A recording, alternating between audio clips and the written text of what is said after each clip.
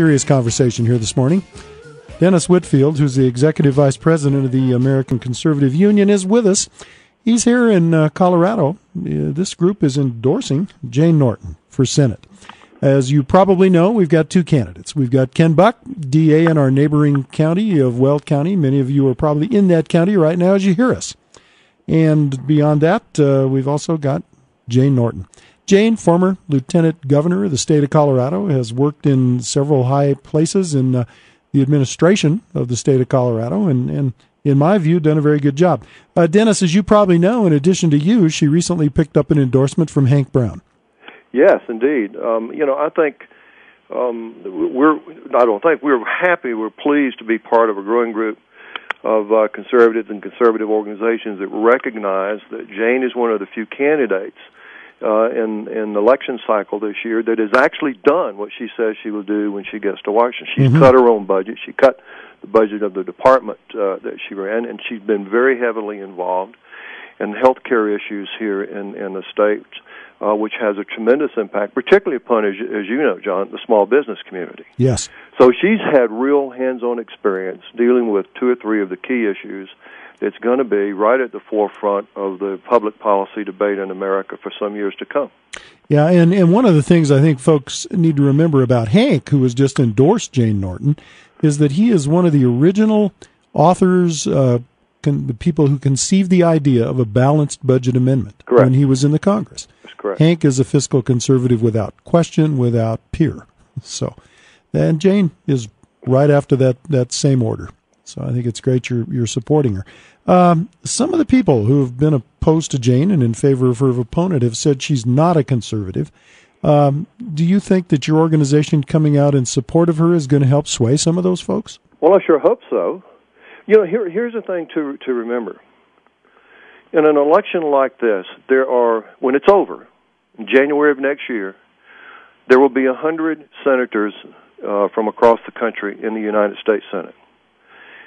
Her vote here in Colorado on issues like health care, taxes, etc., is going to count just as much as a senator's vote from Georgia or Michigan or New York. And so for conservatives everywhere need to expand beyond their state boundaries and thinking about, you know what, we need to get the folks that are conservative in the Senate and in the House some help. And we need people that have actually experienced what they're going to be dealing with firsthand and have made a difference in the states that they're coming from. And I think that's one of the key things that Jane provides in this race, that she offers the people of Colorado. Sure. I think she does, and I think that's a very important point that you made. The other thing is, and this is from me as one of the really important things I think about Jane, is I think she's the best of the Republican candidates when it comes to having a chance to win in November.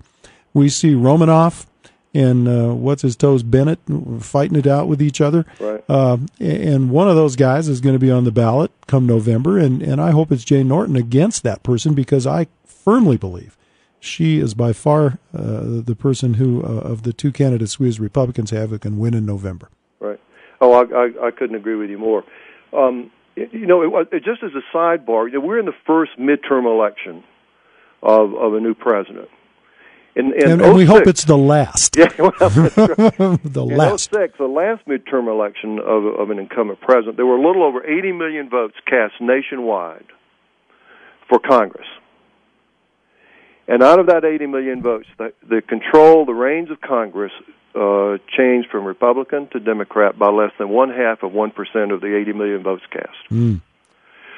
So you have to go into this thinking it's going to be a close election everywhere. There might be a lot of seats involved, which I think there will, but not everyone's going to be a 20-point win, you know? So you got to look at the person that, if it's going to be a 2 or 3 or 4 or 5% margin race, who's the best candidate for that race? And I think there's no doubt about it in this situation, it's Jane. I'm with you. Well, we thank you so much for being with us, Dennis. It's kind of you to spend some time, and we're appreciative of your support of Jane Norton. Probably not all our listeners are, but I am. Right. Thanks again, John, for being with us. Enjoyed talking with you. I enjoyed it myself. Thanks. Bye-bye. Well, there he is, Dennis Whitfield. He's the executive vice president, and that's pretty cool. of the American Conservative Union. If you ever had questions about Jane Norton's candidacy and whether or not she's a conservative, that ought to prove it. That's me. That's my opinion. I agree with him. Well, we got other things. We got to hurry. Right here on Fox News Radio 600 KCOL and 600KCOL.com. I'm John Clark, in for Gail.